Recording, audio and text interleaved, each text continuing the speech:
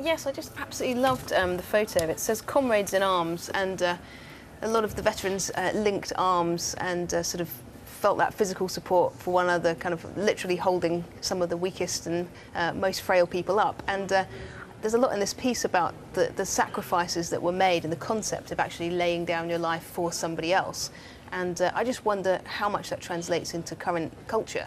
There was an interesting news piece where some 14-year-old kids from a school were interviewed, because some of the youngest who fell at that time were 14 apparently, and they were saying in their own classrooms they didn't know if their peers would act as sacrificially as some of these men had. And they were interviewing these 14-year-olds saying, do you think you would die for somebody else? And they were sort of going, well, I don't think I would.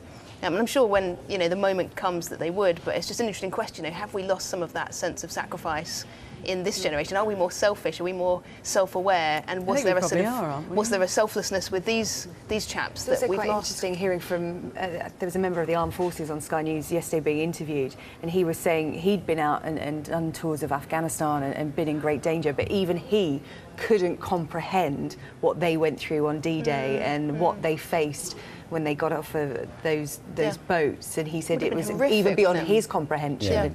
And the amazing nature of actually running into that and towards it to help people that they didn't even know. Because Obama said that in his speech, didn't he? That it was about men who got off boats to save the lives of people they'd never met, and for future generations. And that should inspire us to keep behaving like that for the good of others. No, the bravery is remarkable.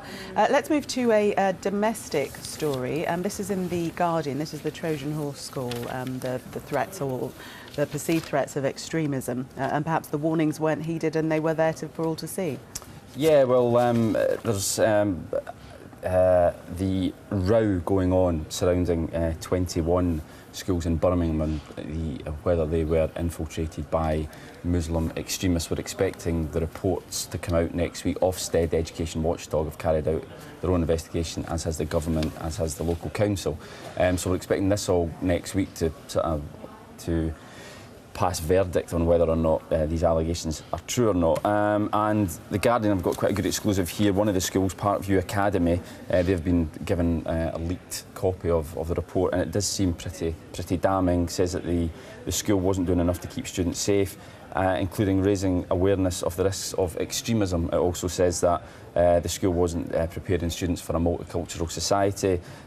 Sex and relationship education wasn't very good. So, I mean, it's also sparked a huge political row between Michael Gove, the Education Secretary, and the Home Secretary, Theresa May, over where blame lies for the rise of extremism and potentially whether... Although they're keen to have that sort of row patched up and say it wasn't well, so they say, yeah. I think they were forced to basically now that we know about it, they want to patch it up. By the Prime Minister. But I think it's going to be quite a big deal when these reports come out, and it's something, I think, going forward that we'll all be much more aware of, and it's something that I think the government as well is particularly wary of, the rise of extremism right throughout the country. Yeah. It's such a shame, isn't it, when it comes to religion? I think my dream would be that religion actually unites people and teaches people to be more gracious, more accepting, more loving. It's just You'd like to think that. And I know extremism, we have to remember, is such a tiny minority of religious people. When I'm a Christian, and I hate it when I'm judged by extremist Christians, because that's not my kind of faith. So I have many Muslim friends that are very keen to kind of emphasise the fact that extremism is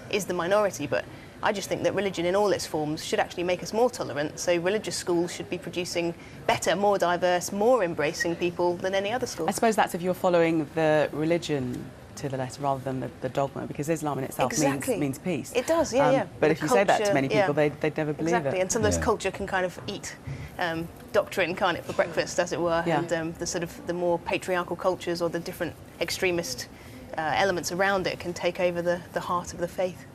Vicky, thank you. And Kevin, do stay with us. We are going to take a break now. More papers coming up, including the student who went above and beyond to get to his sister's wedding. Well, we're still taking you through the papers with theologian Vicky Beeching and The Sun's chief political correspondent Kevin Schofield. And Kevin, you're taking us into this story. Tell us why heavy glasses make you seem wealthier. Yeah, well, as someone who is quite partial to a gin and tonic at Christmas, this is quite an interesting story. Apparently, heavy glasses psychologically make us think that the contents are better than they actually are. So it says if you want to serve a cheap gin, if you want to make your guests at a party think that actually it's really expensive stuff, just stick it in a heavy glass, or put it in a glass filled with lots of ice, because apparently the feel of having a heavy glass in your hand makes you think. That. It's a bit the that's same a with classy cutlery, drink. isn't it? It is. If cutlery is quite like weighty, you think, oh, this must be cutlery. expensive. Yeah, Exactly. and the study also found that apparently the colour of a room can change the taste of red wine, bizarrely, and that the sound of crunching can make stale crisps taste fresher. So, Interesting. the games our minds play with us. Rid of your cheap gin and your Out-of-date out-of-date crisps. All in one There you go, go. maybe, Got it all in a red sorted. room. Very quickly, we've just got time for this last one in the Telegraph, Vicky, and this is a brother who's going to be getting to his sister's wedding, but yeah, he's actually pulling out all the stops to get there. It's amazing. So Lewis McBride is at King's College, Cambridge, and his sister's wedding was booked before he got offered his place. So the wedding time was already set. Unfortunately, now he's at Cambridge about to sit his physics exam, and he's also Master of Ceremonies at the wedding, and the time lag to get from Cambridge to Salisbury was not enough. So on social media, he's raised £3,000 to rent out a helicopter so that it can jet him from the end of his physics exam to the wedding to be Master of Ceremonies. And I just think it's such a brilliant use of social media, and the wedding's in fantastic. 3 weeks. So And what a great story to tell at the wedding Yes, as well. yes, That's actually a little Hope he special. doesn't rush the exam. I hope he James does the Bond exam coming in properly. straight from his physics exam. Vicky and Kevin, thank you very much for those choices. Let's see what's happening with the weather now with Naz.